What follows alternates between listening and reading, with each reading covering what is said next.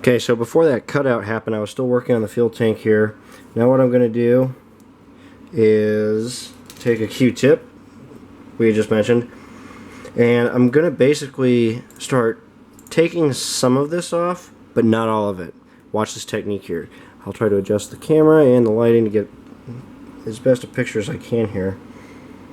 I'll start with the air tank. I'm just going to start peeling some of this off, just like this, just in some random little areas.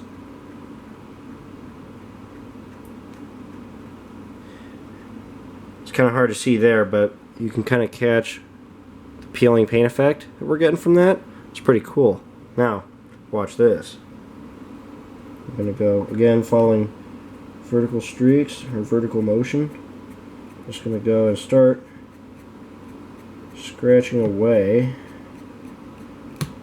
Now the reason I'm using a mostly dry Q-tip is because I don't want to wet all this down. Keep in mind I have not dull coated this locomotive yet, and so I want to try to preserve as much of this paint as possible. Without the dull coat, if I was using a wet Q-tip, all this would just peel right off as I went. So I still want quite a bit of this paint on there, and I only just want to take a little bit off. So I'm just going in just in small areas, taking a little bit off at a time, just like this. Okay, so I'll start at the top, again just taking a little bit off, not as much as on the bottom though where you have some of the rub off, but just at the top, some little random areas. But this is a great technique. You can use this along the tops of your locomotives as well, just to model any of those chipping paint effects really.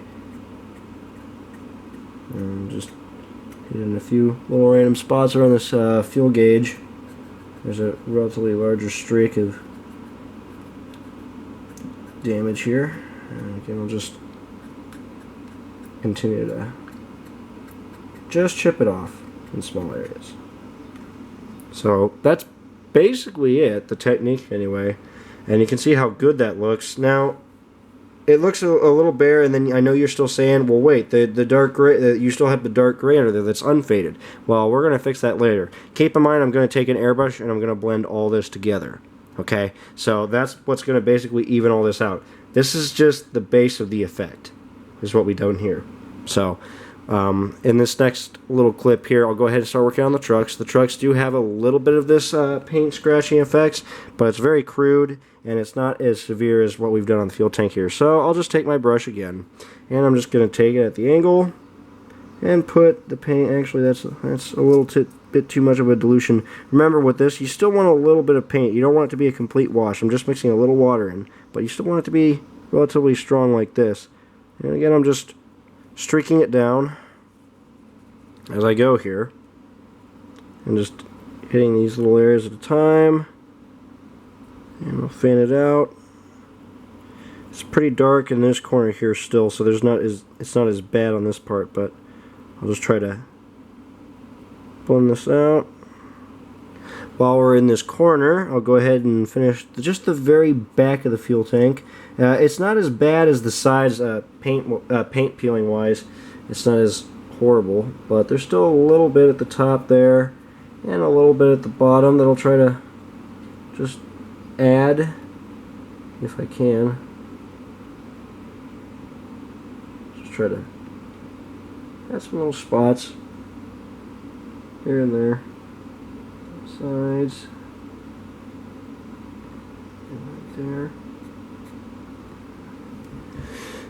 Okay, now again, as we look at this front truck, I'm basically going to do the same thing to this truck. I can get it into the shot here. There we go. Take my brush again, and I'm just gonna add the paint. Small areas at a time. This truck is not as bad either, so I'm just gonna add just a few of these little highlights here and there. And remember, I'm just doing this sort of roughly, just to really have those brighter spots before I put the airbrush to this thing of where like the fading or the chipping is very particularly heavy. And I'm just doing these effects with the brush first, compared to if I took the airbrush first, faded all this down, it would look very rough and uneven. So by doing it with a brush first, you can then take the airbrush and spray over everything and make it look a lot more even, a lot more evened out. And that's the main effect that we're going to be doing on the car body, if I show that or not. But this is the base effects for the trucks and the fuel tank. What I've shown you here is with the paint chipping and peeling.